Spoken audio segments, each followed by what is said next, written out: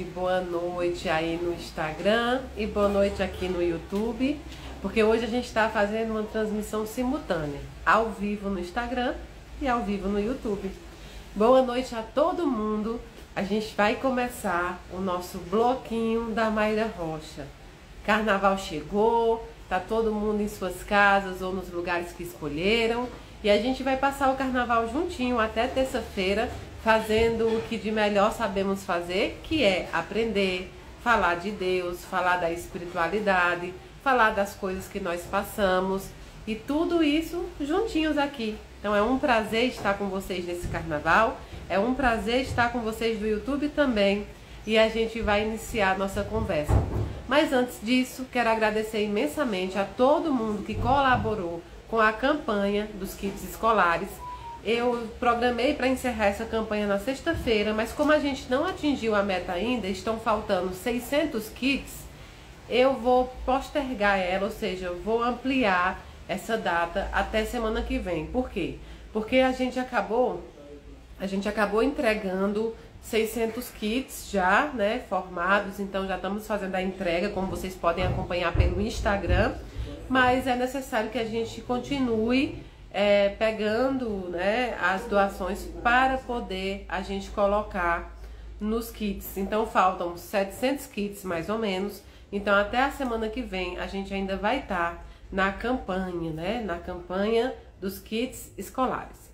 Antes da gente iniciar, vamos fazer a nossa oração. Para quê? Para a gente entrar com afinidade com os nossos amigos espirituais, os que estão aqui, os que estão no seu lar, os que estão onde você estiver.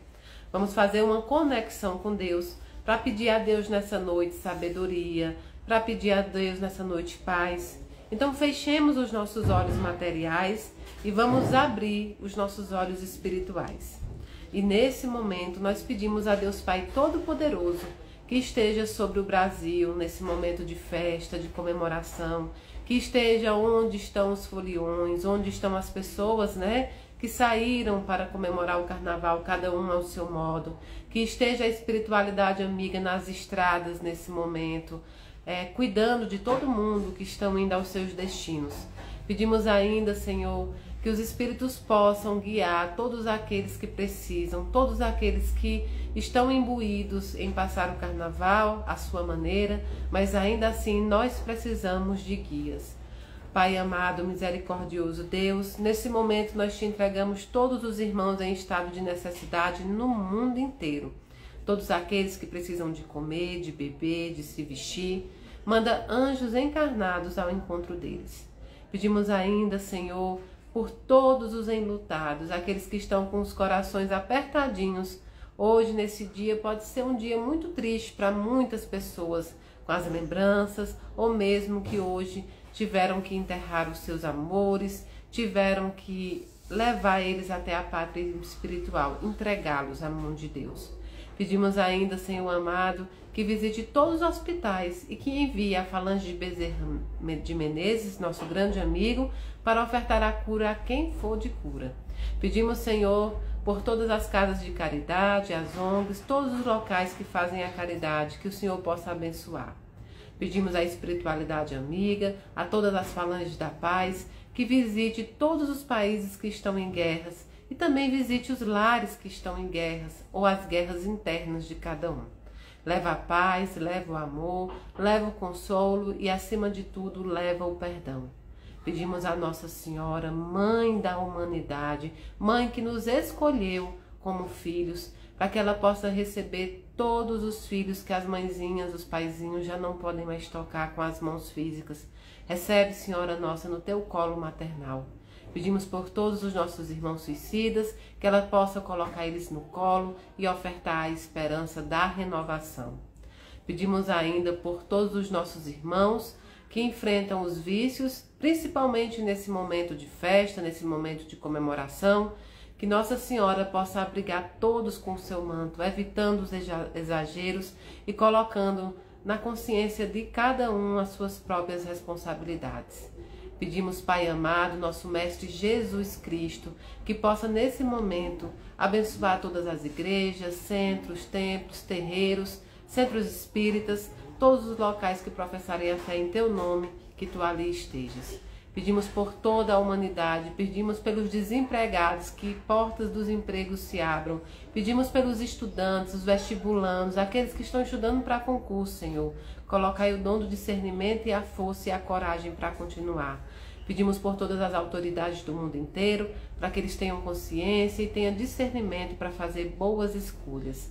Nisto, pois, Senhor, nós colocamos todos nós em Tuas mãos, colocamos nossos espíritos em Tuas mãos paternais.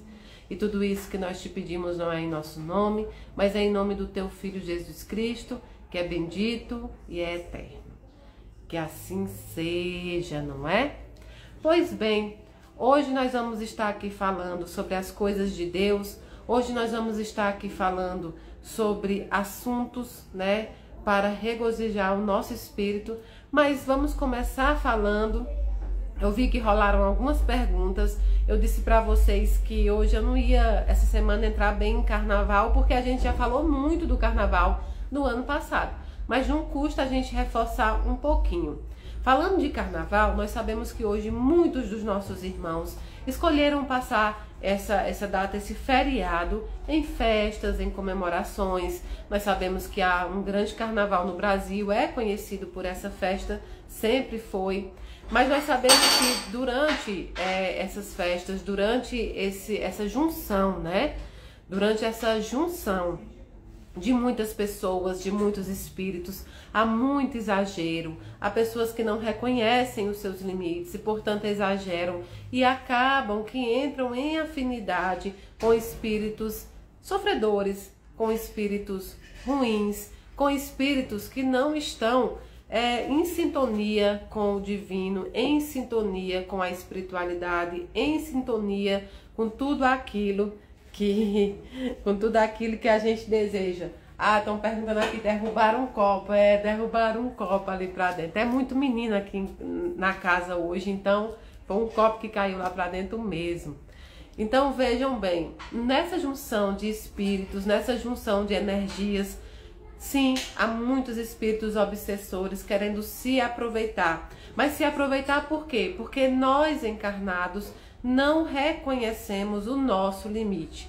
O problema é o carnaval? Não. Em si, o problema não é a festa. O problema não é o feriado. O problema somos nós encarnados, nós que estamos aqui, que utilizamos muitas vezes desses feriados, dessas festas, para ultrapassar todos os limites que nós conhecemos. Vocês lembram do carnaval lá antigo, da nossa avó, da nossa mãe? O carnaval, eles passavam jogando confete, brincando, dançando, cantando as marchinhas, né? Aproveitando, né, para se confraternizar com as pessoas. Era um carnaval mais pacífico, era um carnaval em que as pessoas curtiam muito. Com isso, você consegue ter a prova que o problema dessa junção de espíritos, dessa junção de coisas negativas que acontecem no carnaval, não é a data em si. Temos que imaginar também que existem outras datas comemorativas, outras datas, né, que a gente tem no Brasil que junta-se muita gente. São João junta muita gente, principalmente no Nordeste, né? Principalmente no Nordeste. Existem outras datas, as festas fora de época, existem as festas que são regionais, não é? Festas que lançam durante meses específicos do ano, e isso junta muita gente. Juntando muito encarnado, junta-se muito desencarnados. E desencarnados obsessores também, que se aproveitam da quebra de limites dos encarnados. Então, eu nunca, por exemplo, existem outras pessoas que têm a sua ideia, né, mais dura, mais difícil do carnaval. Eu, Mayra, não tenho essa ideia dura, até porque o que Daniel me traz sempre é que quando você coloca a culpa na festa, quando você coloca a culpa na data, no feriado, você com isso retira a sua responsabilidade, retira a responsabilidade daqueles que estão indo curtir esse carnaval.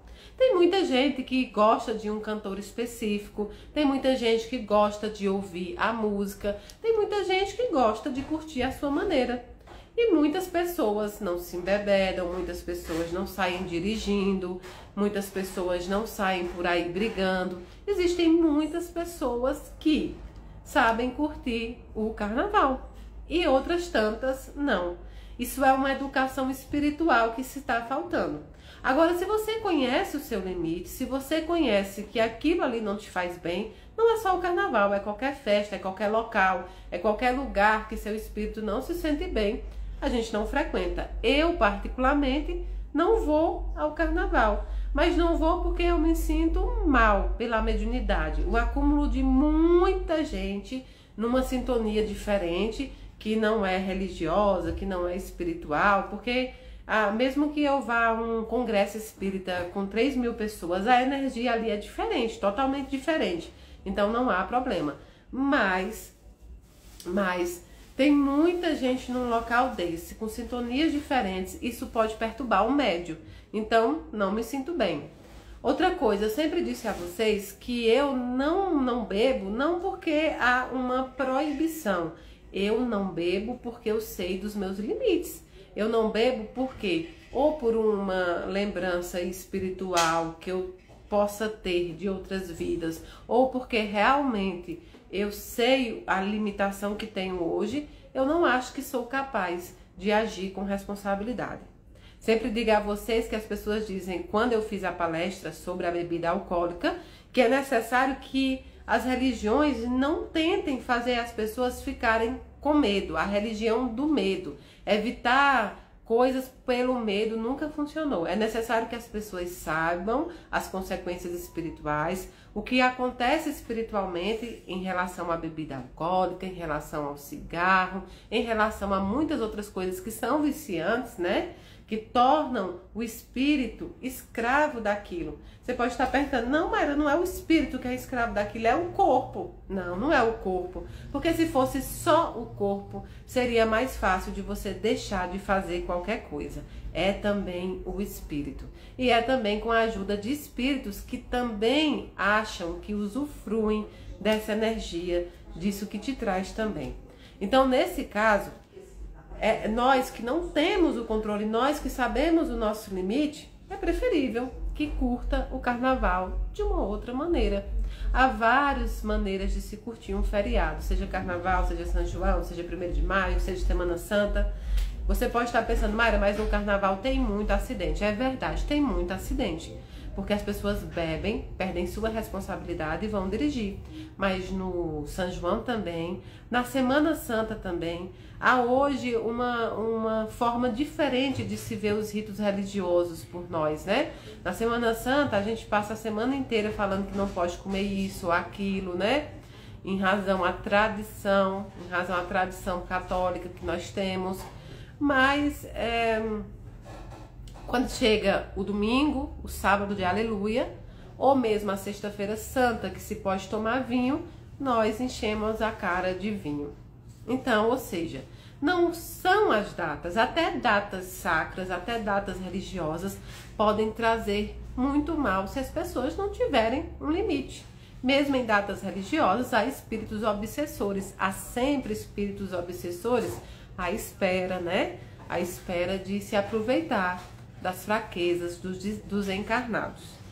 Agora, tem muitos espíritos que gostam do carnaval e não são espíritos ruins. E isso vai dar um bafafá porque falei isso, mas é verdade. Tem espíritos que têm lembranças muito boas do carnaval. A Jéssica ama carnaval, ama pular bloquinho, então ela gosta da data de carnaval e sabe onde ela pode ir, sabe onde ela pode estar com aqueles que ela conhece, de uma forma que pode comemorar, por exemplo. Eu falei com vários espíritos nessa data, né, que gostam do carnaval, espíritos que são gratos ao carnaval. Por quê? Porque tiveram famílias que trabalham e que recebem ali pelo carnaval. E esse é o outro ponto, que a gente precisa conversar. O carnaval não é uma data ruim. É considerado uma data ruim, por quê? Porque as pessoas usam essa data para sair dos limites, para usar muitas vezes, né? Para usar muitas vezes de exageros, para exagerar. Mas eu não gosto da ideia de uma religião, de uma doutrina que proíbe as pessoas. O carnaval, ele movimenta a economia do país também. Ele tem pessoas que dependem do carnaval, tem pessoas que vivem do carnaval. Muita gente espera essa data, né? Essa data para poder fazer as suas economias. Muitas empresas se mobilizam, o Brasil inteiro se mobiliza. Então não há por que religiosos fazerem desta data algo negativo se não vão explicar de forma espiritual as consequências de ultrapassar os limites dessa data. O problema nunca serão as datas, porque senão a gente pode acabar com todos os feriados, que aí todo mundo evolui, acabou com a data, acabou com os acidentes, acabaram com os exageros, e a gente sabe que não é assim. Se você é católico, seja um católico onde quer que você esteja. Se você é evangélico, seja evangélico onde quer que você esteja. Se é um umbandista onde quer que você esteja. Se é espírita, espírita onde esteja. Se você estiver no meio do carnaval, seja espírita. Dê exemplo de que você é espírita, para quando as pessoas olharem ali, olharem, ó, um espírita no carnaval, mas de repente vão olhar para você e dizer, ó, tava ali, tava dançando, tava curtindo, tava com a família, tava vendo os blocos. Existe um bloco aqui em Brasília que se chama o Bloco da Baratinha, e é um bloco muito famoso que arrasta milhares de crianças com seus pais, cantando as marchinhas, jogando confetes. A escola dos meus filhos é católica e se comemora, fazem o bailinho de carnaval, certo? Fazem o bailinho de carnaval. Então não são as datas, é a forma que você vê essas datas. E muita gente encarnada e desencarnada utiliza dessas datas para ultrapassar os limites e fazer aquilo que não se poderia fazer se em dias normais eles usam nesse dia. Então nunca vou pregar contra uma festa, nunca vou pregar contra uma data. Era tirar a nossa responsabilidade. Era voltar a uma época de proibições, coisa que o espiritismo não é proibitivo, ele é instrutivo. Então, não coloque na conta da data, essas coisas ruins que acontecem. Mas, Mayra, muitos espíritas falam como fica a atmosfera, como fica tudo aqui na Terra. Mas, gente, muitas datas têm a atmosfera diferente mesmo, né? Tem atmosfera diferente. No Natal, por exemplo, a atmosfera fica muito maravilhosa. Por quê? Porque a gente entra em sintonia com a caridade, a gente lembra sobre o nascimento de Jesus, a gente comemora o seu aniversário. Então é normal que essa data tenha uma harmonia. No dia de finados, há uma data de muita saudade, há uma mistura de dor, e aí a gente tem uma atmosfera diferente. No carnaval tem outra, não porque é o carnaval, mas porque algumas pessoas que estão ali estão se aproveitando para exagerar, e os espíritos também. Mas a atmosfera pode mudar se a gente mudar também. A gente atrai esses espíritos, o nosso pensamento, a nossa intenção. Como é que você sai de casa? Ah, eu amo a Ivete Sangalo. Eu gosto da Ivete Sangalo demais. Então a Ivete Sangalo tá tocando ali em determinada rua. Ah, eu quero ir. Ou então eu tenho uma curiosidade. Eu queria muito ir ver o Carnaval de Salvador, ou o Carnaval do Rio de Janeiro, as escolas de samba. Vá, se divirta, tenha responsabilidade, tenha limites, entenda que você ainda é você, entenda que amanhã vai existir, que o sol vai brilhar, que você vai ter que se manter ali durante o dia com as escolhas que você fez ali durante a noite. Se respeite, respeite seu corpo, respeite as pessoas, o corpo das outras pessoas, né? Curta o seu carnaval, curta a data que você escolheu. E para muita gente o carnaval não é uma festa interessante, então estão viajando, então estão curtindo com a família, estão, né? É sempre lembrar que o nosso corpo é o verdadeiro templo de Deus. Se tudo isso acabar, se todas as igrejas se fecharem, se houver um furacão, se houver qualquer coisa e todas as pedras ruírem, né? Não vai ruir o templo de Deus, porque o templo de Deus é você. Nós não adoramos templos de pedra, nós adoramos a Deus e nós somos o verdadeiro templo. Então, onde quer que eu esteja, eu estarei carregando o templo de Deus, certo? Então, não vamos punir uma data que movimenta a economia também, não vamos punir algumas pessoas gostarem, não vamos criticar algumas pessoas gostarem, Porque você pode fazer algo errado fora do carnaval, não é? A gente faz algo errado o ano inteiro. Então, nós, eu digo nós, Daniel, claro, e eu aproveito, né, para falar, porque é o que eu aprendo com ele. Nós acreditamos que o carnaval é uma data como outra qualquer e que não é culpa da data, não é culpa do calendário, os exageros, é culpa da irresponsabilidade material e também espiritual, tá bom? Tenham responsabilidade material e espiritual. Lembre-se que você carrega o exemplo. Lembre-se que tudo que você falar, tudo que você bota para fora, não é o que as pessoas verão, são os seus exemplos, certo? Então, essa a gente já falou de carnaval hoje, nós não vamos mais falar de carnaval no bloquinho da Mayra, a não sei se vocês tragam alguma novidade para mim, algum acontecimento que vocês viram durante o carnaval, aí a gente comenta aqui, né? Quem estiver assistindo, eu acho que tem uma escola de samba, não sei se é do Rio de Janeiro ou é de São Paulo, vocês vão pesquisar para mim, vão me dizer, eu também vou pesquisar, que vai falar, eu não sei se é sobre as entidades da Umbanda, vejam bem, eu ouvi falar que é uma das escolas, e eu vou assistir, e aí vocês vão comentar junto comigo, qualquer polêmica que der, a gente tá aqui também para falar sobre isso. E eu quero muito assistir, ver como é que vai ser retratada, né? A religião, a doutrina. Eu quero ver como é que vai ser retratado ali também. Então a gente pode comentar pontos específicos do carnaval. Mas sobre o carnaval em si, era bem isso que eu tinha para falar com vocês. A gente comentou sobre carnaval no ano passado, o bloco inteiro. Hoje a gente vai comentar sobre, vamos fazer um estudo e se acontecer qualquer coisa no carnaval, vocês vão comentando aqui, eu vou estudando, vou vendo o que aconteceu e a gente vai comentando. Primeira coisa é eu vou lançar, né, um trabalho de casa para a gente voltar a falar ainda durante esse bloquinho.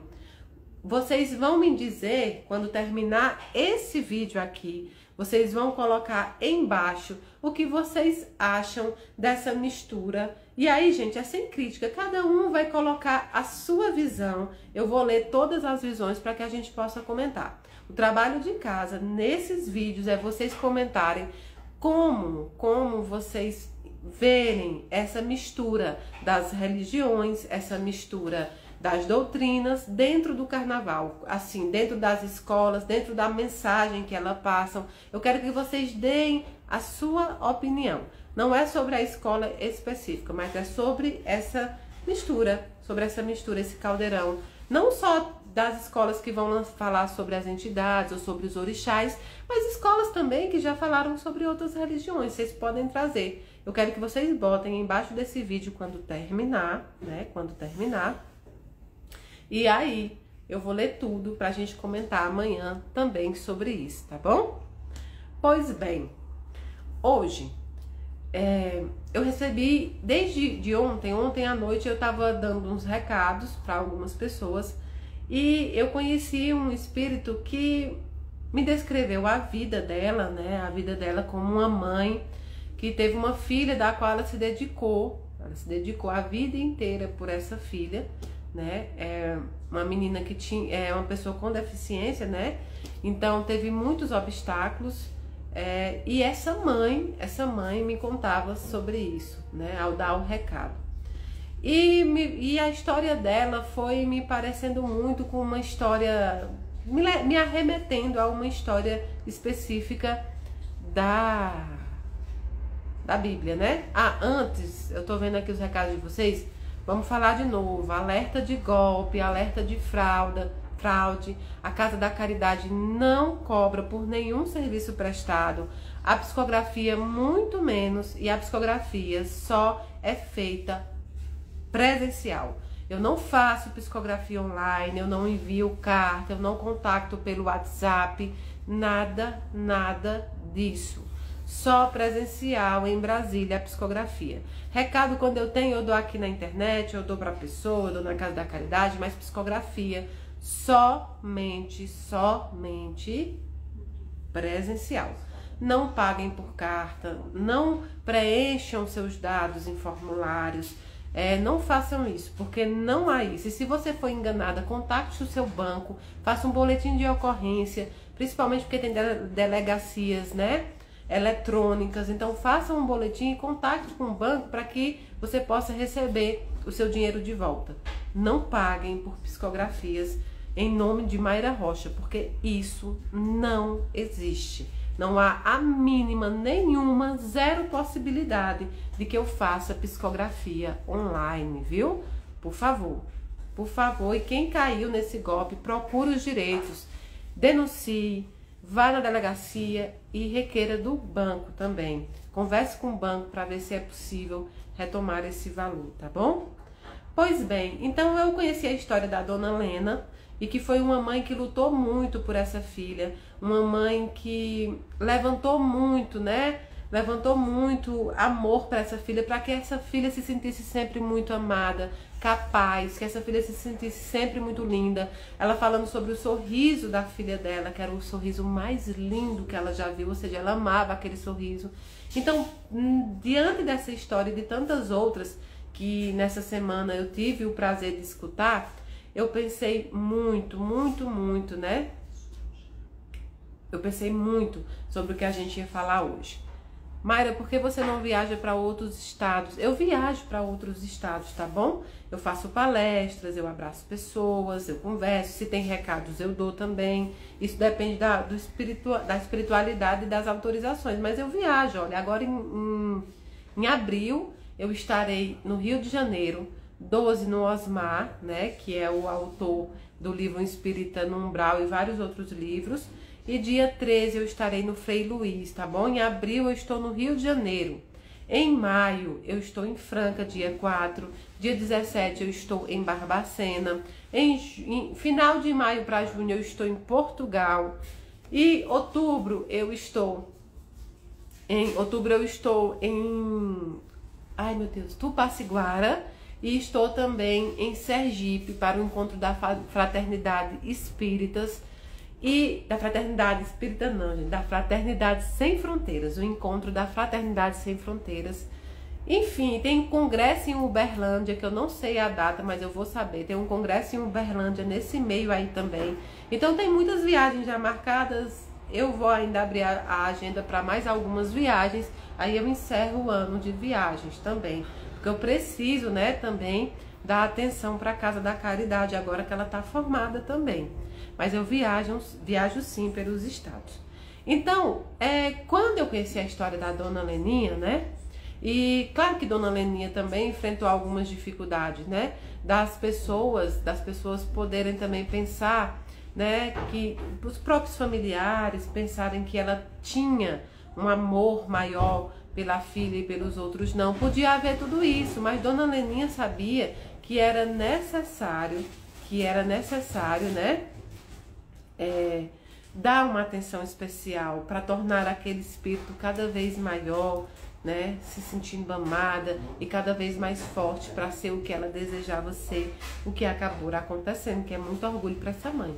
Então, baseado nessa história e em outras histórias que eu escutei, né, essa semana, eu pensei a falar de Jó. A gente já falou de Jó, mas a gente falou de Jó de uma forma diferente.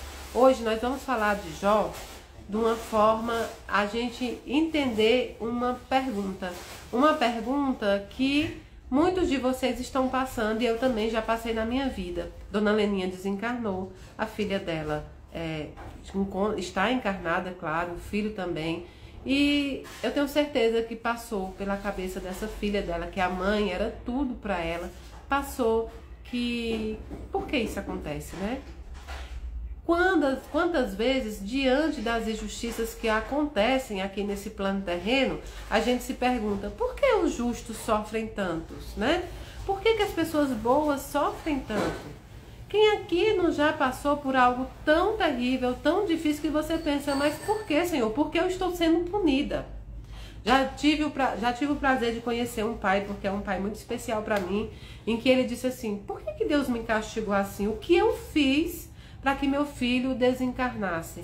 O que eu fiz para que meu filho fosse a pátria espiritual tão novo e eu ficasse? Ou seja, esse pai estava entendendo o desencarne do seu filho como um castigo. Esse pai estava entendendo o desencarne do seu filho como uma resposta do divino, de Deus, para algo errado que ele cometeu.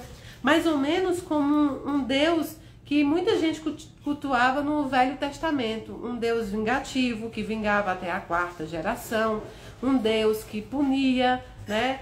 E, na verdade, a gente precisa entender que a Bíblia tem os livros, né, que são sapienciais e tem os livros que são poéticos. Os livros poéticos, principalmente aqueles poéticos relativos à moral, eles são livros para nos ensinar. Eles são livros que usam uma história para nos ensinar. E Jó é um livro poético.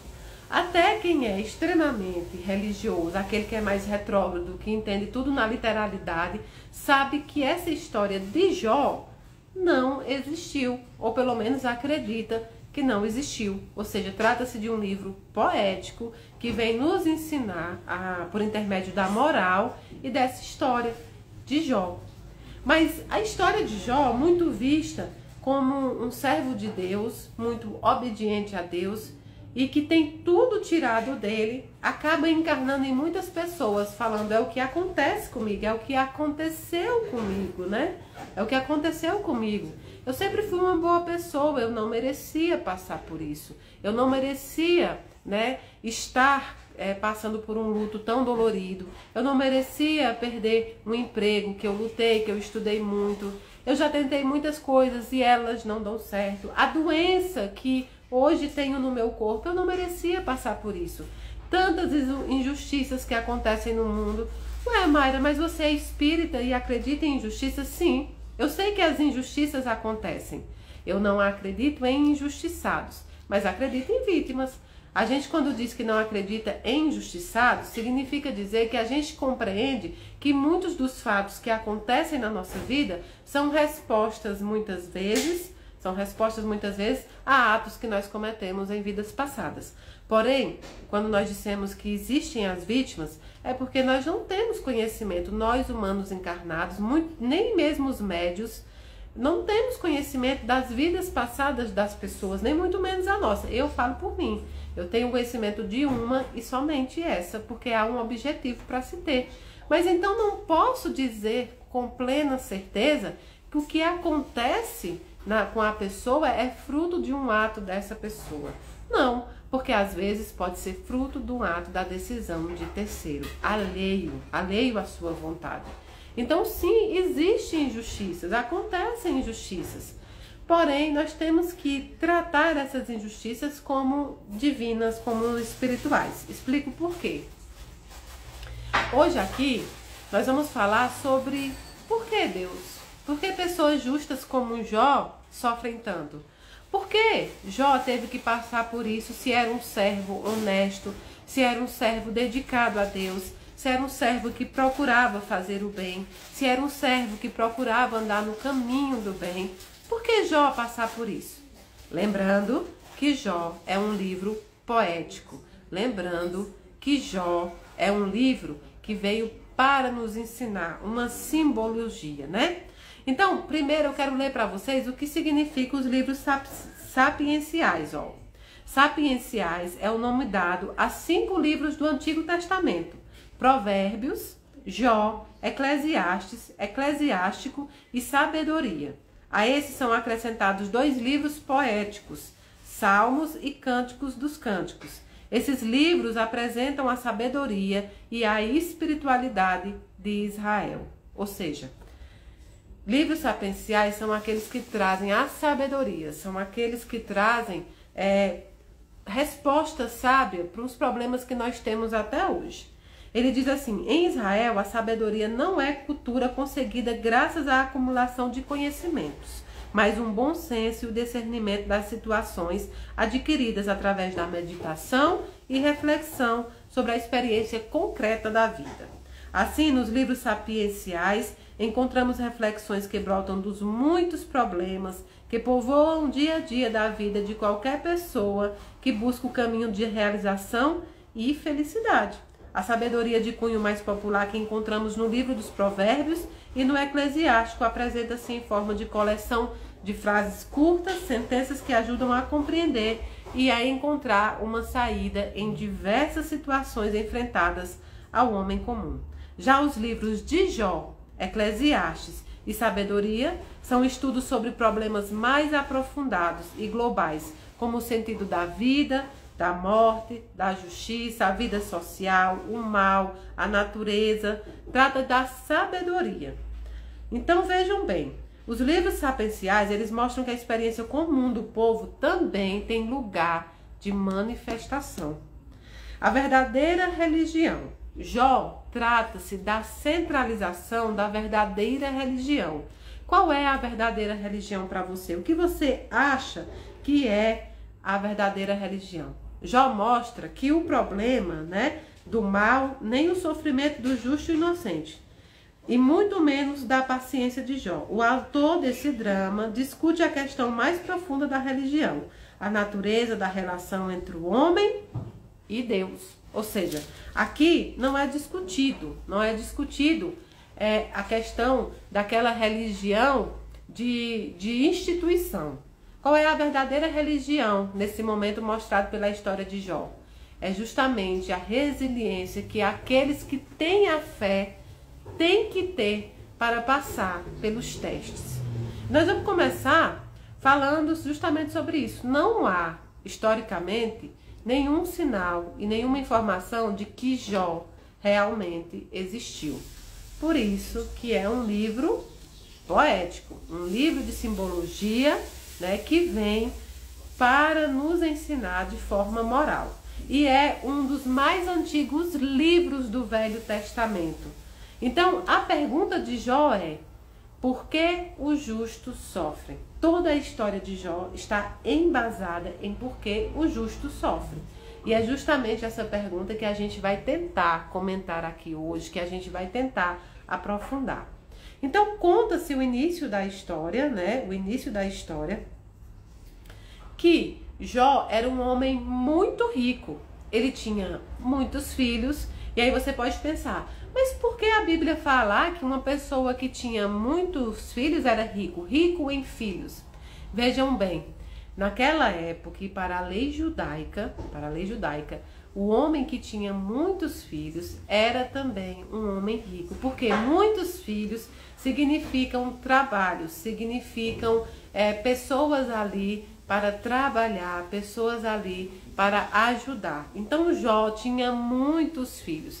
Vocês sabiam que, inclusive, se você for um homem e seu irmão for casado e ele morrer, ele desencarnar, pela lei judaica naquela época, se ele morrer, desencarnar sem deixar filhos, você se juntava com a sua cunhada e teria filhos com ela para que o seu irmão tivesse, herdeiros, tivessem a sequência do seu nome. Era muito importante ter filhos naquela época. Então você veja bem por que é que a Bíblia diz que ele era rico em filhos. Ele era rico em bens também. Jó tinha uma fortuna incalculável pela história da Bíblia. Mas acima de tudo, Jó tinha uma riqueza espiritual sem tamanho, uma riqueza espiritual que poucos tinham. E Deus fala isso, Na sequência da história, Deus fala para aquele que vai ao encontro: veja meu servo Jó, dando aquele servo Jó, aquele filho Jó, como exemplo de riqueza espiritual. Jó tinha uma fé, aquela fé que Deus requer muitas vezes de nós. Ah, Mayra, mas é a fé inabalável? Não, é a fé que faz com que a gente saiba que tudo que acontece é permissão divina. E tudo que acontece na nossa vida, mesmo aquelas coisas que nós consideramos ruins, elas vêm, Elas vêm para nos fortalecer e nos ensinar também. Então ele começa dizendo assim, era uma vez um homem chamado Jó. Vejam bem, todos os livros da Bíblia, eles começam ou contando uma situação, ou seja, Jesus se reuniu, Ou eles começam com a filiação.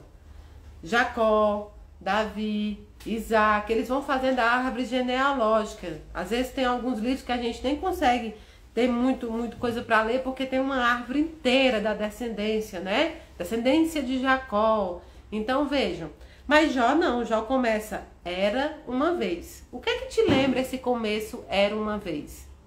Lembra as histórias, não é? Lembra aquelas fábulas, lembra aqueles contos, era uma vez.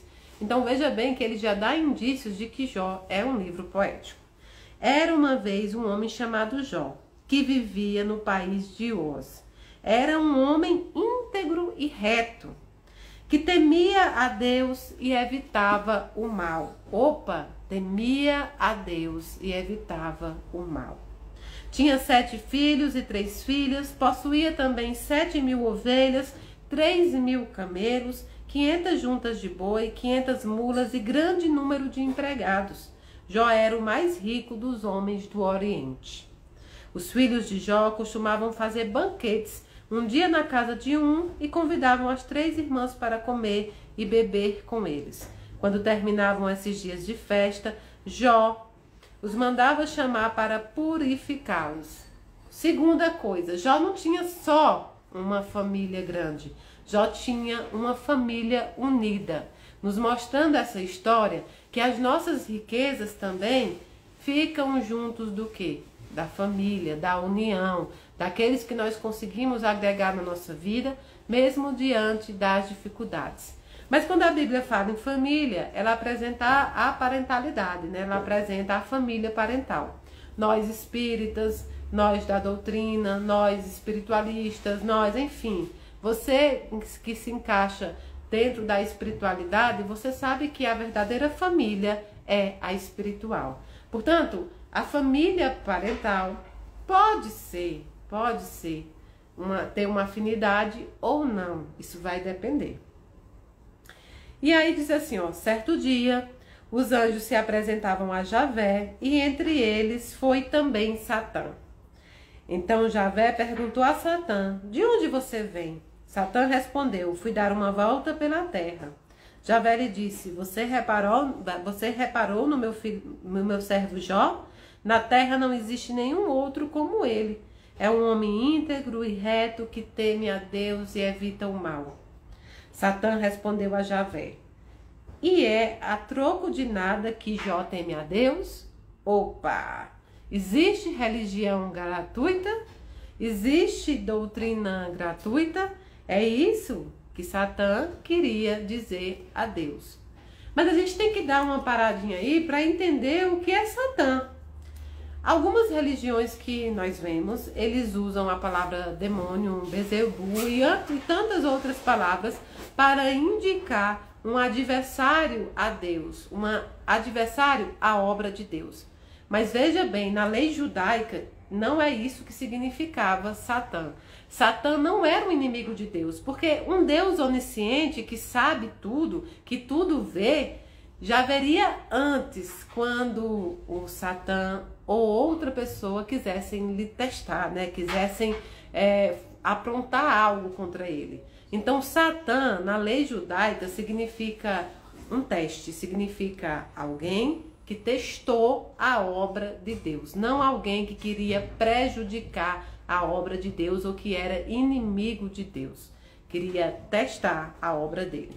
Então, quando Deus diz, você viu Jó, era mostrando a esse ser, era mostrando na simbologia que existem pessoas aqui no planeta Terra que são extremamente retos, que temiam a Deus e evitavam o mal. E aí Satã pergunta, e é a troco de nada que Jó teme a Deus? É aí que entra a pergunta, existe religião gratuita? Existe fé gratuita? O que ele queria dizer é, então Jó teme a Deus e evita o mal, Jó é ético, é reto, é honesto, simplesmente na essência porque é, ou porque tem outro interesse. E aí, ele continua dizendo, tu mesmo puseste um muro de proteção ao redor dele, de sua casa e de todos os seus bens. Esse ser diz a Deus que ele pôs uma proteção, simbolizando o quê? Que Deus nos protege. Deus nos acolhe, Deus tem os seus servos espirituais que sempre estão pelo plano terreno a nos ajudar, a uma proteção divina. Abençoaste os trabalhos dele, seus rebanhos cobrem toda a região. Entende, porém, a mão e mexe no que ele possui. Garanto que ele te amaldiçoará na cara. Então Javé disse a Satã: pois bem, faça o que você quiser com o que ele possui, mas não estenda a mão contra ele. E Satã saiu da presença de Javé. Então Deus disse: vá, faça o que você quiser para testar a minha obra, para testar a fé daqueles que me conhecem em espírito, para testar a bondade daqueles o qual eu criei. Teste a minha criação. Eu sei quem eu criei, eu sei o que criei. E disse: vá, só não toque em Jó. E aí Satã vem, sai da presença de Javé. E continua a história dizendo: certo dia os filhos e filhas de Jó comiam e bebiam na casa do irmão mais velho. Um mensageiro chegou à casa de Jó e lhe disse: os bois estavam arando e as mulas pastando perto deles. Os sabeus caíram sobre eles, mataram os empregados a fio de espada e levaram todo o rebanho. Só eu escapei para lhe contar o que aconteceu. Mal acabara de falar, quando chegou outra e disse: caiu um raio do céu e queimou e consumiu suas ovelhas e pastores. Só eu escapei para lhe contar o que aconteceu. Mal acabara de falar, quando chegou outra e disse: um bando de caldeus dividido em 3 grupos caiu sobre os camelos e os levou embora, depois de matar os empregados a fio de espada. Só eu escapei para lhe contar. Mal acabaram de falar, quando chegou outra e disse: seus filhos e filhas estavam comendo e bebendo na casa do irmão, quando um furacão veio do deserto, atingindo a casa pelos 4 lados, e ela desabou sobre os jovens e os matou. Só eu escapei para lhe contar. Então Jó se levantou, rasgou a roupa, raspou a cabeça, caiu por terra e disse: nu eu saí do ventre da minha mãe, e nu para ele voltarei. Javé me deu tudo, e Javé tudo me tirou. Bendito seja o nome de Javé. E apesar de tudo, Jó não pecou e não acusou a Deus de ter feito algo injusto. O ponto, até aqui onde a gente leu a história, é que você vê que há sucessivos acontecimentos que nós consideramos ruins, né? Porque é muito ruim. Jó acaba de entregar os filhos à pátria espiritual. Jó perdeu os filhos. Jó perdeu os bens. Jó perdeu os empregados. Jó perdeu sua fortuna. Jó perdeu tudo que ele possuía. E na nossa vida também é assim. A gente até fala sobre a lei, né? Que é sempre quando acontece uma coisa errada, vem uma escada. Muita gente passa por sucessivas coisas ruins, por sucessivos casos difíceis e fica pensando: meu Deus, por que comigo? Eu sou honesto, eu trabalho, né? A situação que nós temos é que tudo aconteceu de repente. Tudo aconteceu de uma vez. Então, o que a gente vai falar? Quando Jó disse: Deus dá, Deus tira, bendito o nome do Senhor. Olha, esse homem mesmo testado na sua fé, esse homem mesmo testado naquilo que ele pregou, naquilo que ele acreditava, ele disse: eu saí nu do ventre da minha mãe, né? Então, nu estou aqui também, estou sem nada. Mas era tudo de Deus, era tudo proveniente de Deus. Deus me deu, Deus tomou, bendito seja o seu nome. E é difícil que a gente possa aceitar essa teoria, porque nós estamos afundados na dor que nós estamos passando. E não vemos nessa dor um teste. Mayra, você está me dizendo que tudo que nós passamos aqui é um teste? É. Nós viemos aqui nesse plano ou por expiação, prova ou missão. E durante a nossa passagem na Terra, nós experimentamos expiação e provas. O que é prova? Prova é um teste. Quando você fala: vou fazer uma prova de matemática, vou fazer uma prova de corrida, vou participar, é um teste.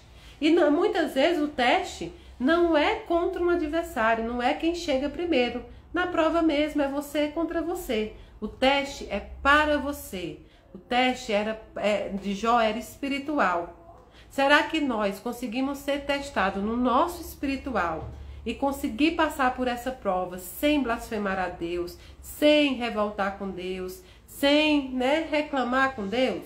Será que nós conseguimos entender que esse teste é necessário para nós? Será que nós conseguimos entender que esse teste é enviado, é permitido por Deus? Sim, muitas vezes nós conseguimos, mas isso não significa que nós passaremos sem reclamar. Muitas vezes nós vamos chegar a um limite que nós já não suportamos aquela dor. E vocês vão ver que Jó também fará isso. E isso não tirou de Jó o título de honesto, de um bom servo do Senhor. Mas Jó sofreu muito, né? Então há momentos na nossa vida que a gente esquece de Deus. A gente lembra de Deus somente nos momentos da crítica, mas a gente esquece que Deus permite. Nada acontece sem a permissão de Deus. Até onde o pobre é fiel? Isso está escrito aqui na Bíblia de Jerusalém. A pergunta é, até onde o pobre é fiel? E o que é pobre? Não é só pobre de dinheiro, não é pobre de moedas, mas Jó ficou pobre, pobre de tudo aquilo que ele considerava riqueza, filhos, bens e fé em Deus. Então, será que a gente está pronto, para entender que a lógica de Deus não é a lógica humana? Deus não trabalha pelos nossos olhos. Deus não trabalha com a nossa lógica. Nossa visão é curta sobre a humanidade. Nossa visão é curta sobre a nossa criação. Nossa visão é curta sobre aquilo que nós precisamos passar. Nossa visão é curta. Como é que nós podemos querer que Deus use a nossa lógica? A nossa lógica usada entre nós já não há sucesso. Imagina Deus usando a nossa lógica. O sofrimento que aos olhos do homem é um castigo, é um teste da criação. É saber se você está pronto para ter o título de servo de Deus. É saber se você está pronto para dizer sobre a sua fé no Criador. Não se pode amar a Deus pelo que se tem, pelo que se conseguiu. Não se pode nem odiar a Deus pelo que se perdeu. Entende? Então, quando a gente reclama, a gente esquece que tudo é permitido por Deus. E não se pode amar a Deus só pelo que se tem, pelo que se conquistou. Porque aí, você passa a buscar a um Deus. Você tem que pensar o seguinte, eu quero um Deus das riquezas ou eu quero a riqueza de Deus? Eu busco um Deus da riqueza ou eu quero a riqueza de Deus? Isso é simples, porque a riqueza de Deus é perfeita em si mesmo.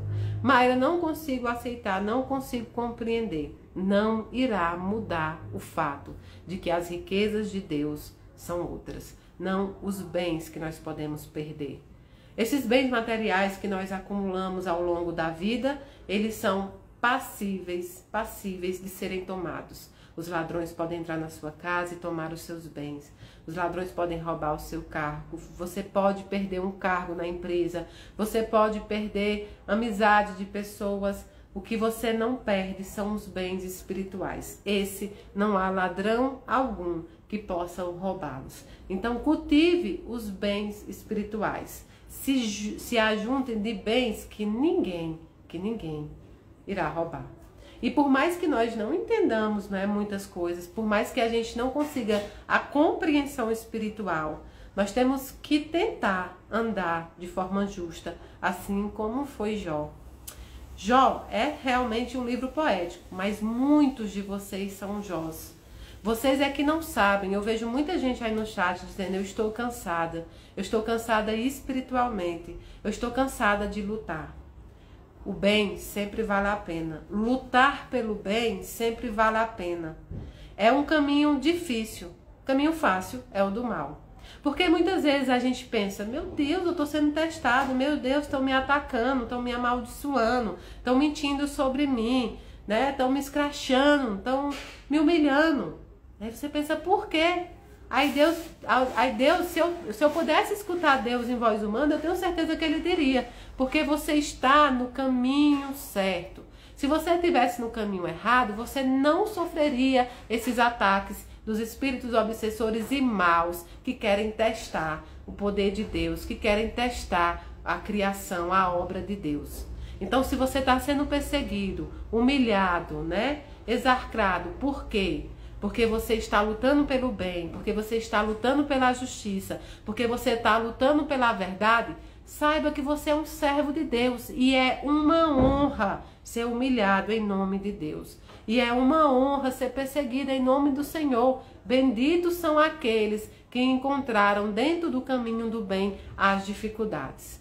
Eu gosto muito que o Espírito me falou e depois eu fui buscar estudar sobre a história de Sócrates. Eu amo essa sincronia que se faz. Sócrates foi morto, né? A decisão de Sócrates foi por 72 juízes. 72 juízes decidiram pela morte de Sócrates. Você lembra o nome de algum juiz desse? Pelo menos um dos 72? Não, você não lembra. Porque esses nomes se acabaram, se encerraram. Ficaram indiferentes. Agora, o nome de Sócrates nunca foi esquecido. Seus ensinamentos ultrapassaram barreiras, gerações, anos, passaram de gerações para gerações. Aqueles que andam no bem não passam desapercebidos. Já o mal, passado o tempo, nunca mais será lembrado. Tudo isso que você está passando nesse momento, daqui a um ano, você verá de forma diferente. Você vai dizer, Mayra, mas não é o tempo que cura, não é o tempo mesmo. Porque se a gente esperar só pelo tempo, inclusive, pode aumentar o nosso sofrimento. O que cura, o que nos leva é a nossa consciência tranquila, é o nosso dever pela verdade, é o nosso amor por Deus e a nossa luta contra o pior inimigo, nós mesmos. Nós somos os nossos piores inimigos, porque nós nos sabotamos, nós paralisamos diante do medo, diante dos acontecimentos, diante de tudo isso, nós paralisamos.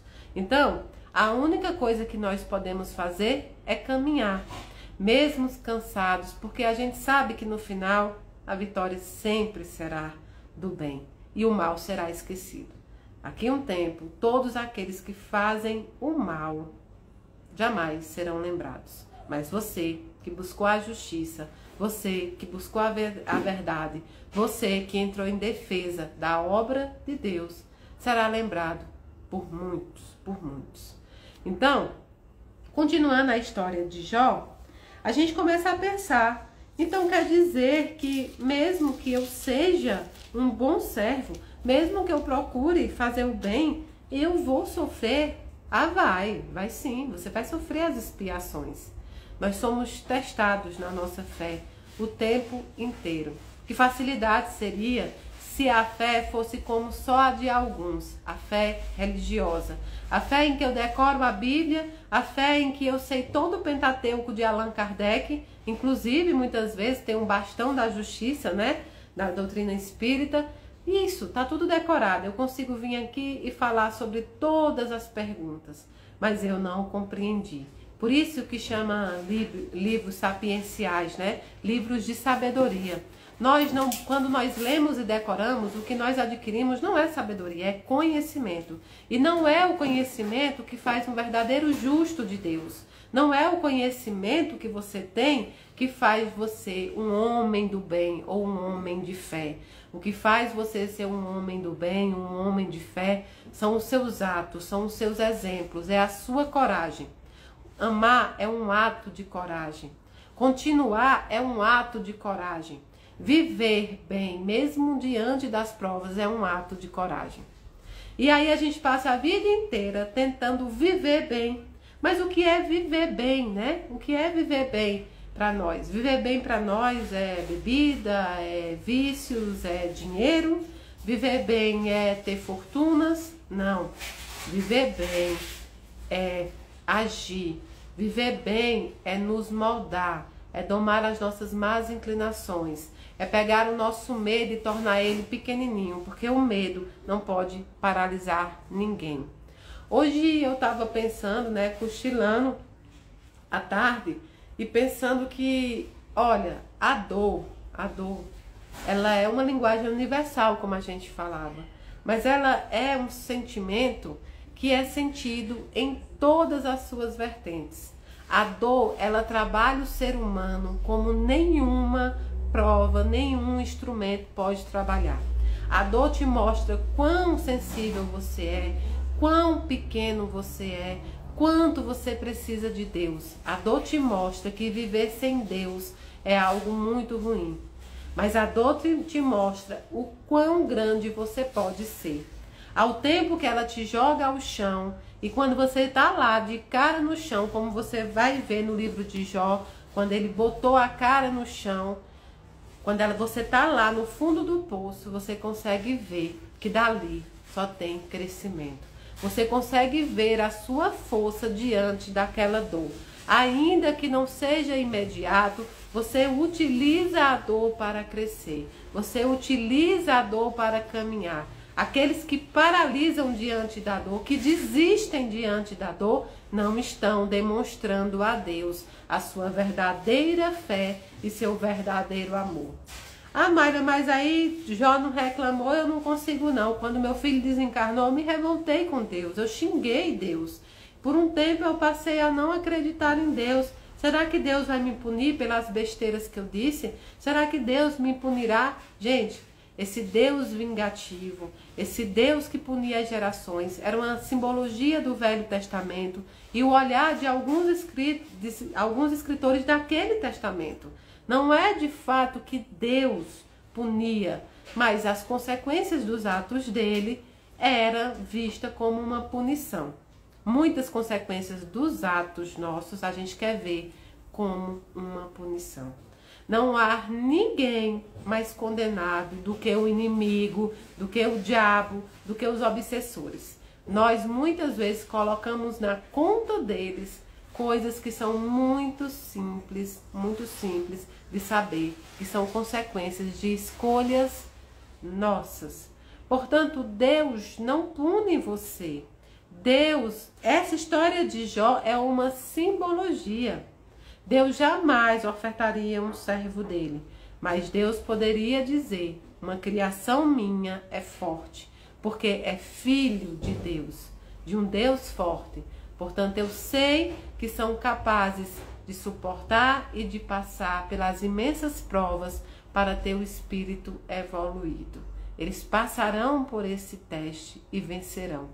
Eu fiz criações vencedoras, não perdedoras. Então, Jó está lá acabado e você está pensando que Deus vai te punir. Não, Deus sequer escuta aquilo que você fala no momento da dor. Deus sequer escuta aquilo que você fala no momento da revolta.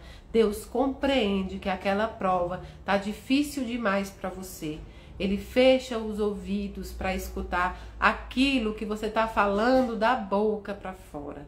Aquilo é um momento de dor e a dor grita e muitas vezes grita, né, de forma intraduzível. Nós não sabemos o que falar. É a primeira coisa que sai da nossa boca. Então Jó estava lá, né, sendo testado na sua fé.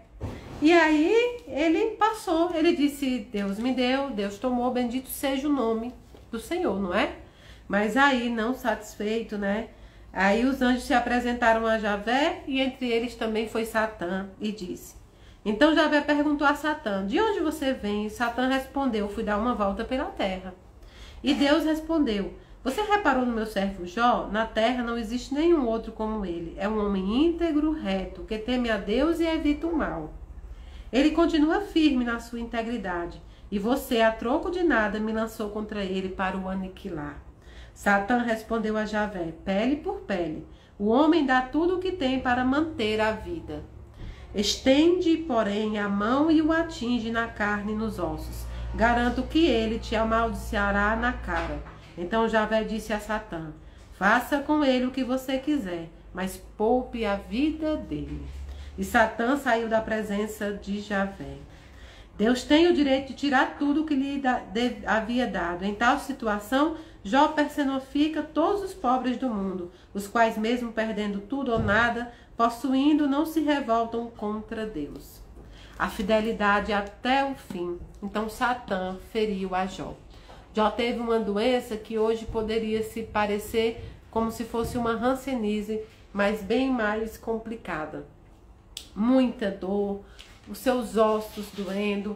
Ele diz aqui na Bíblia que ele tinha tantas feridas que ele raspava com caco de cerâmica essas feridas. Imagine a dor de Jó. Jogava cinzas da fogueira ali pela pele para tentar sanar aquela dor. Imagina a agonia de um homem que havia perdido já tudo e agora estava sofrendo as mazelas físicas, estava sofrendo na sua própria carne, quando este Satã, essa entidade que se chamava Satã nessa história, dizia: o homem é capaz de tudo para salvar a sua própria vida, a sua própria pele. Será mesmo que esse teste é justamente isso? Será que nós somos capazes de tudo pela nossa sobrevivência? E que sobrevivência é essa? Qual é a sobrevivência que nós cultuamos hoje em dia? A sobrevivência material ou a sobrevivência espiritual? Sobreviver no plano terreno de forma material e não evoluir de forma espiritual já é uma morte.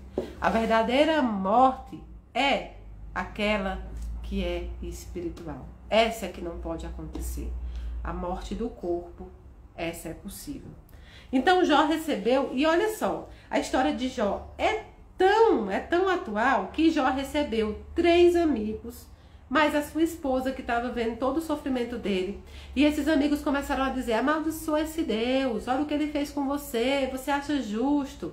Né? O outro vinha e falava: Jó, um homem de bem como você é, um homem ético, íntegro, honesto, sofrendo isso, que Deus é esse? Amaldiçoa esse Deus. E aí a mulher de Jó também, já cheia do sofrimento, fala a mesma coisa. Quantas vezes a gente está lá na dor, e em vez de aparecer amigos, aparecer espíritos que vão nos dizer: olha, isso vai passar. E eu tô com você até passar.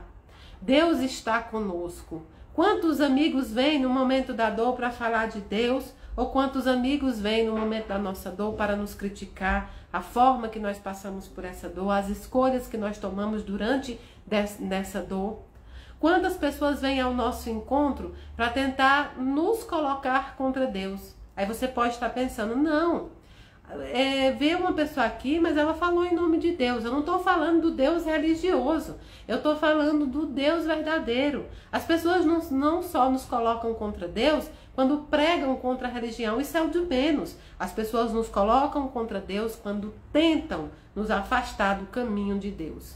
Vai os amigos lá e falam: esquece isso, esquece esse problema, tu já está separado mesmo, vamos ali pro carnaval. Às vezes o casamento ainda tem jeito, mas aí vai a amiga: ela não vale nada, né? Ou ele não vale nada, deixa isso pra lá. E você vai fazer por influência, sim, porque há influência espiritual, há influência material, e aí você joga para trás aquilo que você poderia reconstruir. A Larissa acabou de falar no velório, no luto.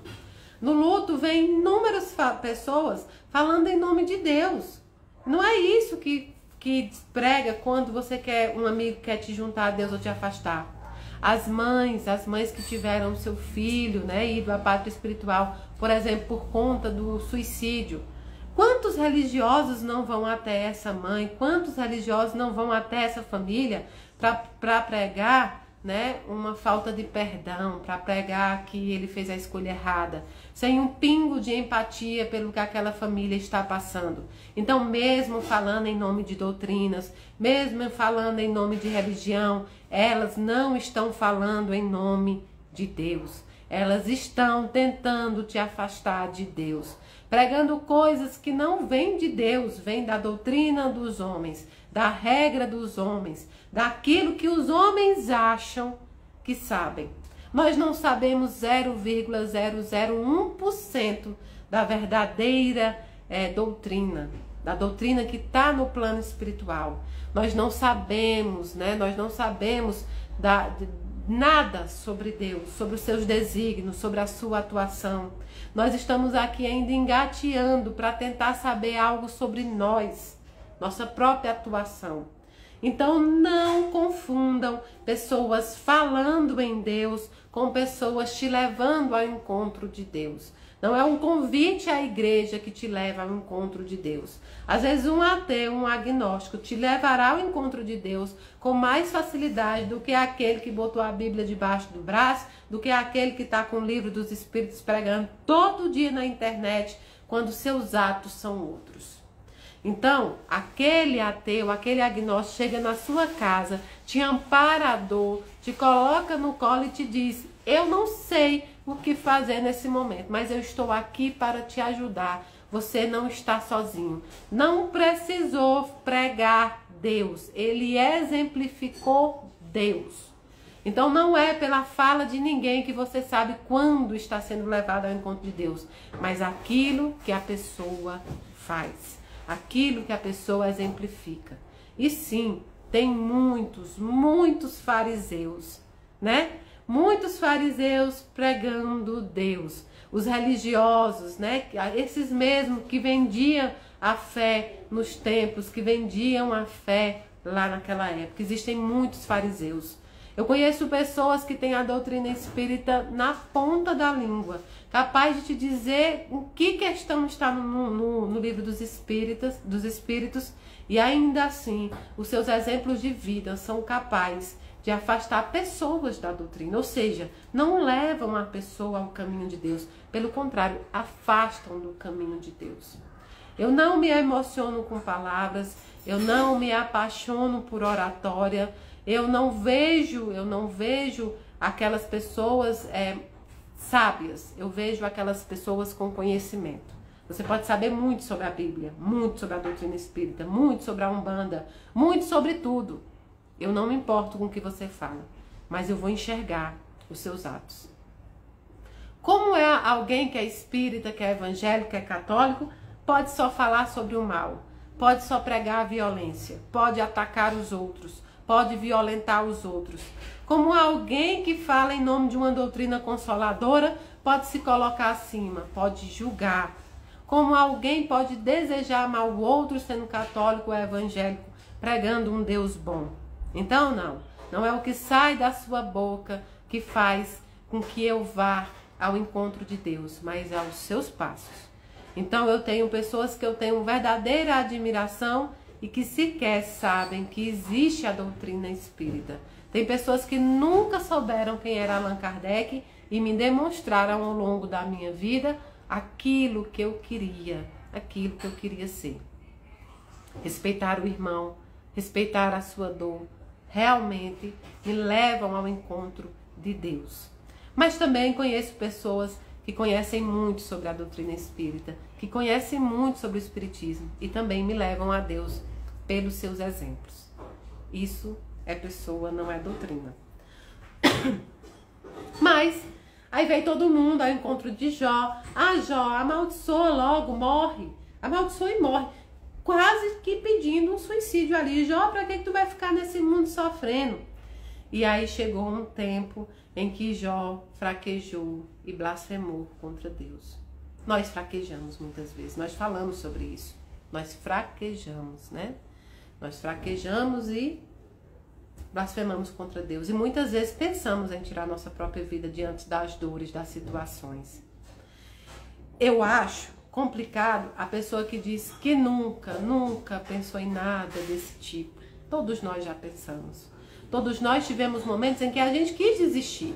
Talvez não com o pensamento que você imagina, mas alguma vez você pensou: eu não sei se vale a pena tudo isso. Ah, eu queria ir à pátria espiritual. Eu queria encontrar com ele. Eu não queria mais estar aqui.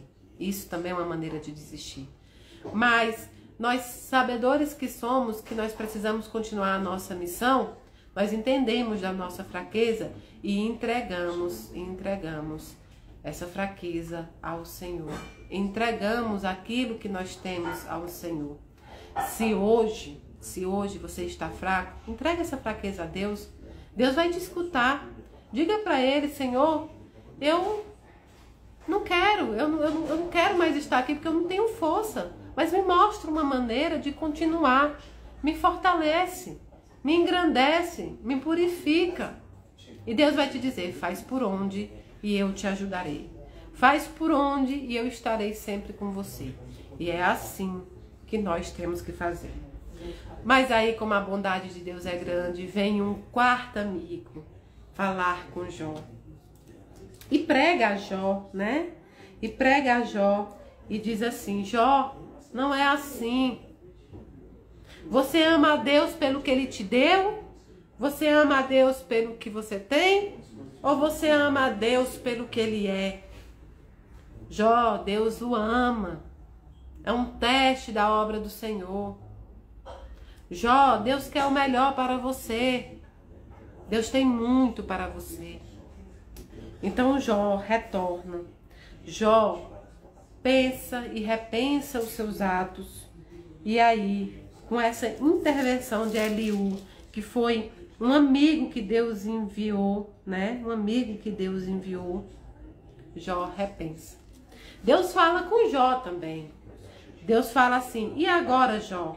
Ouça as minhas palavras, preste atenção ao que eu vou dizer. Vou abrir a minha boca e a minha língua formará palavras com o céu da boca.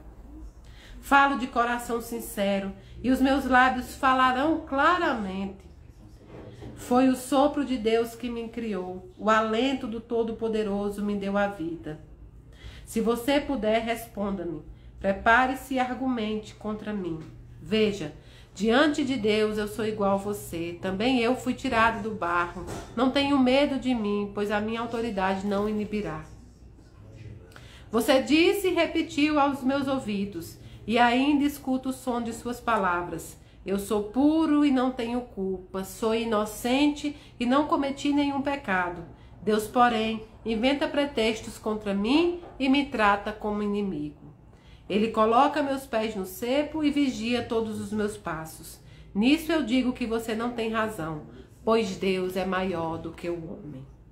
Deus fala de vários modos, como você se atreve a levantar um processo contra ele, dizendo que ele não responde a nenhuma das suas acusações? Deus fala, ora de um modo, ora de outro. Mas as pessoas não prestam atenção. Olha que ponto bonito. Deus fala, ora de um modo, ora de outro, mas as pessoas não prestam atenção. Diante da sua dor, do seu sofrimento, das suas provas, diante dos seus testes, Deus fala com você. Deus fala com você quando diante daquele caixão que você olhou seu filho, Deus o tempo inteiro esteve ali dizendo para você: olha, eu estou trazendo ele para mim, mas eu o guardarei aqui, à sua espera. Ele volta à minha casa, ele volta ao meu espírito, ele volta ao meu amor. Eu sou criador e pai de tudo e eu o amo muito mais do que você. Como é que nós imaginamos que nós amamos mais os nossos entes amados do que Deus os ama? Deus os ama num amor puro. Então Deus ama muito mais a sua criação do que você pode amar qualquer pessoa que imagine ser seu. Deus é Deus. E ainda que seja difícil a gente aceitar, nada nos pertence. Quando é chegada a hora de Deus pegar a joia dele, ele vai levar. Você não conseguirá impedir, porque Deus é Deus. Mas ele te mostrou em vários momentos que ele foi fiel ao seu amor. Seja fiel ao amor de Deus. Ele não precisava te mostrar fidelidade e te mostra todo dia. Ele não precisava te demonstrar lealdade e te mostra todo dia. Demonstre a sua fidelidade e seu amor a Deus. E nunca ache que você amou alguém mais do que Deus a ama. Deus é o Criador. Deus é maior do que o homem. Então, qual é a importância do nosso amor diante do amor de Deus? Diante do amor de Deus, nós não somos nada.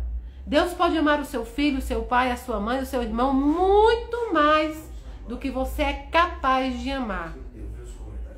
É dele. Pertence a ele. A criação é dele. A joia é dele. Não é sua. Não é minha. E dói saber que eu nunca mais vou ter o meu pai me abraçando. E dói saber que eu não tenho mais vó Deja para me acompanhar aqui. Mas eu sei que eles estão onde Deus quer que eles estejam. Eu sei que eles estão sendo preparados para o reencontro e eu preciso me preparar aqui. porque eu ainda estou aqui. Eu choro, eu sofro, eu tenho saudade, mas me nego a acreditar, me nego a me dar a falsa crença de que eu os amo mais do que Deus os ama.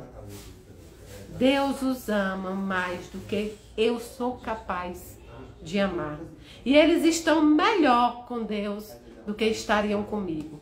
Eu posso oferecer pouca coisa. Inclusive, eu errei muito com minha avó, errei com meu pai, errei com todos aqueles que eu amo e já partiram.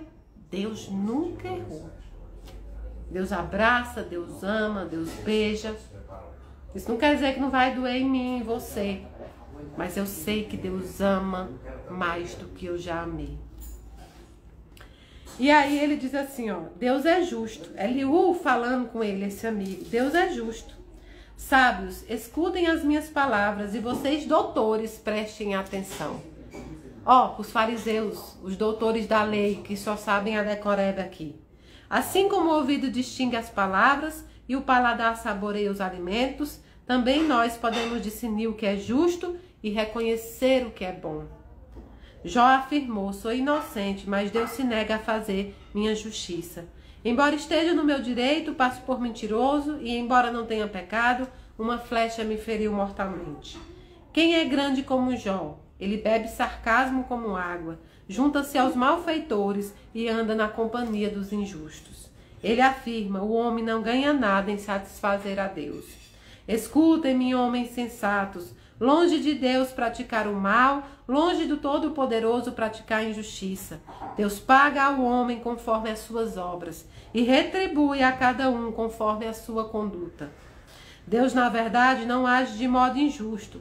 O Todo-Poderoso nunca viola o direito. Quem confiou a ele o governo da terra? Quem lhe entregou o mundo inteiro? Se ele pensasse apenas em si mesmo e retirasse o seu espírito e o seu sopro, todas as criaturas morreriam no mesmo instante e o homem voltaria ao pó. Se você é inteligente, escute-me, preste atenção ao que eu vou falar. Quem é inimigo do direito conseguiria governar? Você se atreve a condenar o Supremo Justo? Ele é capaz de dizer a um rei, você é um homem vil, e a um príncipe, você é um homem justo? Deus não é parcial a favor dos poderosos, nem favorece o rico contra o pobre, porque todos são obras de suas mãos. Eles morrem de repente no meio da noite, os grandes perecem e desaparecem, e o poderoso é derrubado sem esforço humano. Porque os olhos de Deus veem a conduta do homem e vigiam todos os seus passos.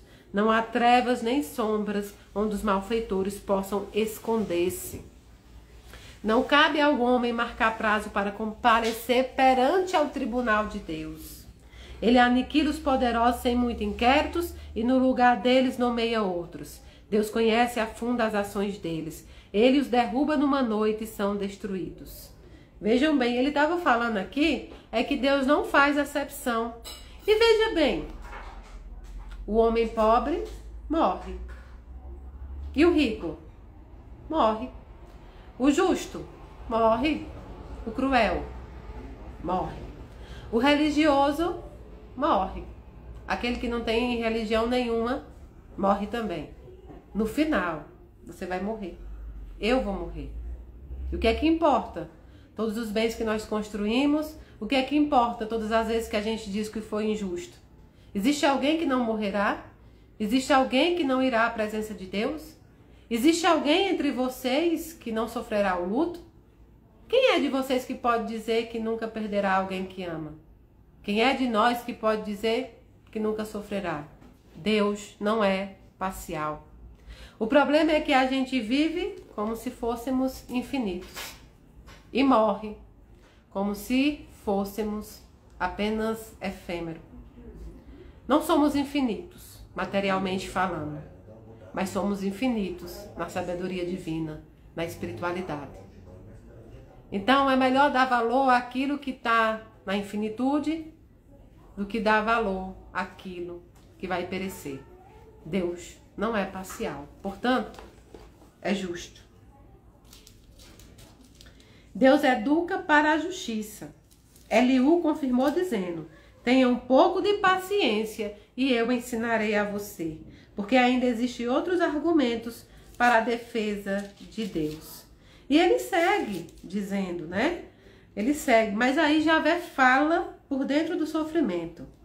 Então Javé, no meio de uma tempestade, Javé é Deus, tá? Respondeu a Jó e disse: quem é esse que escurece o meu projeto com palavras sem sentido? Vejam, olha o que Deus fala para Jó. Quem é esse que escurece o meu projeto com palavras sem sentido? Se você é homem, esteja pronto. Vou interrogá-lo e você me responderá. Meu Deus, imagina você que diz que Deus é injusto. Imagina você dizendo que Deus foi imperfeito, que Deus tirou tudo de você. Deus chegar à sua presença e dizer: quem é você para escurecer os meus projetos? Quem é você para apagar a minha luz? Quem é você para se contrapor aos meus planos? Eu vou interrogá-lo. E foi isso que ele fez para Jó. Ele disse: onde você estava quando eu colocava fundamentos na terra? Ou seja, onde você estava quando eu criei a terra? Onde estava você? Onde estava eu quando Deus criou a terra? Diga-me, se é que você tem tanta inteligência. Você sabe quem fixou as dimensões da terra? Quem a mediu com a trena? Onde se encaixam suas bases? Ou quem foi que assentou sua pedra angular? Enquanto os astros da manhã aclamavam, a todos os filhos de Deus aplaudiam? Quem fechou o mar com uma porta quando ele irrompeu jorrando no seio materno? Quando eu coloquei as nuvens como roupas dele e as névoas espessas como coeiros?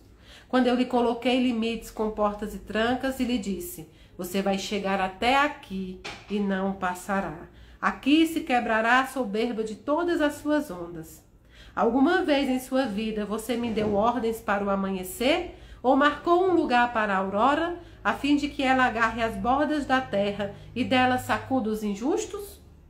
Por acaso você deu ordens à terra, ela se transformar como argila debaixo do sinete e se tingir como um vestido, negando luz para os injustos e quebrando o braço que ameaça golpear? Você já chegou até as fontes do mar ou passou pelas profundezas do oceano? Já mostraram a você as portas da morte? Ou por acaso você já viu os portais das sombras? Você examinou a extensão da terra? Se você sabe tudo, isso me indica. Por onde se vai até a casa da luz e onde é que vive as trevas? Para que você as leve ao território delas e elas lhe ensinem o caminho para casa?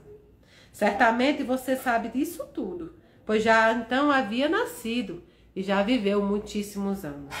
Você entrou nos reservatórios de neve e observou os celeiros de granizo, que eu reservo para o tempo da calamidade, para as guerras e batalhas? Por onde se espalha o calor e se difunde sobre a terra o vento leste?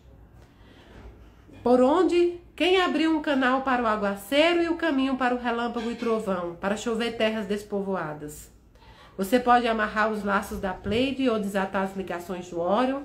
Você pode fazer que apareçam as constelações do zodíaco na sua estação própria ou guiar a ursa com seus filhos? E ele continua perguntando a Jó imensas coisas. E é você, por acaso, que caça a presa para a leoa ou sacia a fome dos leãozinhos? Quando eles se recolhem nas tocas ou ficam emboscados nas moitas? É você que dá o alimento ao corvo? E continua, você sabe quando é que as carmuças dão cria?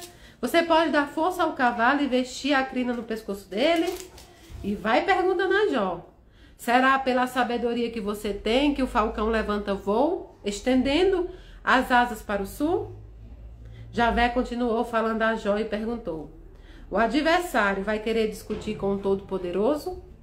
Quem critica a Deus irá responder? Gente, olha que forte isso. Deus mostrando a Jó que Jó não sabia nada. Deus mostrando a Jó que muitas vezes ele teve conhecimento, mas não teve sabedoria, que achava que tinha. Isso serve para nós. Às vezes nós só temos conhecimento, mas ainda não temos sabedoria. E mais vale a sabedoria do que todo o conhecimento do mundo. Então ele diz assim, ó, o grande desafio: Deus é Deus e o homem não é Deus. Ah, meu Deus, me tirou tudo. Ah, meu Deus, me tirou meu filho. Ah, meu Deus.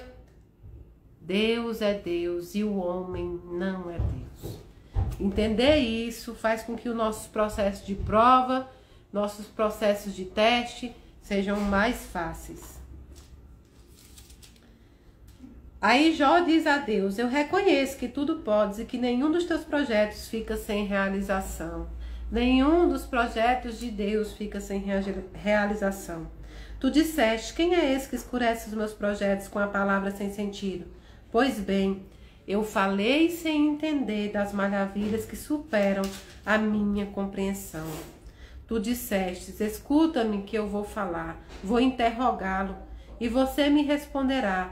Eu te conhecia só de ouvir, agora, porém, os meus olhos te veem. Por isso eu me retrato e me arrependo sobre o pó e sobre a cinza. Javé terminou de falar com Jó, se dirigiu a Elifaz e Temã, dizendo: estou irritado contra vocês dois, porque vocês não falaram corretamente de mim, como falou o meu servo Jó. Portanto, peguem 7 bezerros e 7 carneiros e vão até o meu servo Jó, ofereçam os animais em holocaustos, e o meu servo Jó intercederá por vocês. Aqui Deus falava sobre aqueles amigos que chegaram a Jó para ensinar Jó a criticar a Deus, para ver se tirava a fé de Jó. Então Deus fala a todos aqueles que querem tirar a fé dos outros. Deus fala para todos aqueles que querem tirar a esperança da humanidade. Deus fala para todos os fariseus que pregam a palavra no conhecimento escrito, mas não fazem os seus exemplos. Não sejam como esses, mas sejam como Jó, paciente, resiliente. Sejam como Jó, que tem a sua fé testada, mas ainda assim consegue amar e adorar a Deus. E no fim, a história de Jó conta que Jó foi abençoado e resgatou tudo aquilo que havia perdido. Claro que resgatar tudo aquilo que havia perdido, ele fala aqui sobre os bens, ele fala aqui sobre filhos que Jó teve, mas isso é uma simbologia. Deus faz a gente resgatar a fé. E quando a gente resgata a fé, nós conseguimos ver a beleza na vida, nós conseguimos ver a beleza na criação, nós conseguimos ver que nossos testes são para a nossa valorização. Nossos desafios são para o nosso bem, ainda que seja difícil passar por eles. Deus tudo sabe. E assim como tem na Bíblia, diz assim: tua serva ouve, Senhor. Tua serva te ouve, me diz o que requer de mim. O que Deus requer de você, o que Deus requer de mim. Mesmo diante das nossas piores provações, há algo que Deus quer requerer de nós. Deus não quer fé falada, Deus quer fé feita. Amor é só sentimento, mas quando ele é praticado, ele vira ação. Vamos resgatar e aumentar a nossa fé, tá bom? De novo, vou dar um aviso, porque eu sei que muita gente entrou depois e eu sei que muita gente estava falando. A Casa da Caridade não cobra por psicografias e por nenhum trabalho. A Casa da Caridade é tudo gratuito. E a psicografia não ocorre de forma online. Eu não mando psicografia por WhatsApp, eu não mando psicografia por e-mail, eu não vou à sua casa entregar uma psicografia. Não existe. Psicografia é presencial e somente em Brasília, na Casa da Caridade, tá certo? Então não paguem por psicografia, não deem os seus dados, não façam isso. Isso é golpe, isso é fraude. Entre em contato com o banco para ter o seu dinheiro de volta e façam um boletim de ocorrência. Inclusive, há muitas delegacias eletrônicas que você não precisa sair de casa para denunciar. Denunciem os links, né? Denunciem essas pessoas que estão criando isso para se aproveitar da dor de vocês. Não caiam nesse golpe, tá certo? E é isso. Hoje foi o nosso bloquinho. Hoje foi o nosso aprendizado. Eu não sou senhora da razão, eu passo para vocês aquilo que eu estudo com o Daniel, aquilo que eu procuro entender. Amanhã, 7 horas, estaremos aqui fazendo o nosso segundo bloquinho. E, enfim, o carnaval até terça-feira, viu? Até terça-feira. E viva o carnaval, e viva aqueles que estão aproveitando de forma harmoniosa, quase que não sai. Mesmo que você agora esteja se preparando para ir para alguma comemoração, né? E mesmo que você esteja agora saída, vá com Deus, veja os seus limites, dê bons exemplos, viu? Dê bons exemplos, seja muito feliz. Ore antes de sair, ore durante e ore ao voltar. Bom carnaval, bom primeiro dia, né? Era ontem, mas hoje é que é considerado. E um beijão pra vocês, até amanhã, 7 horas, todo mundo aqui de novo comigo. Amo vocês do dedinho do pé ao fio do cabelo. Beijo. Eita, Mayra Rocha, gente, eu sou péssima, viu? Beijão!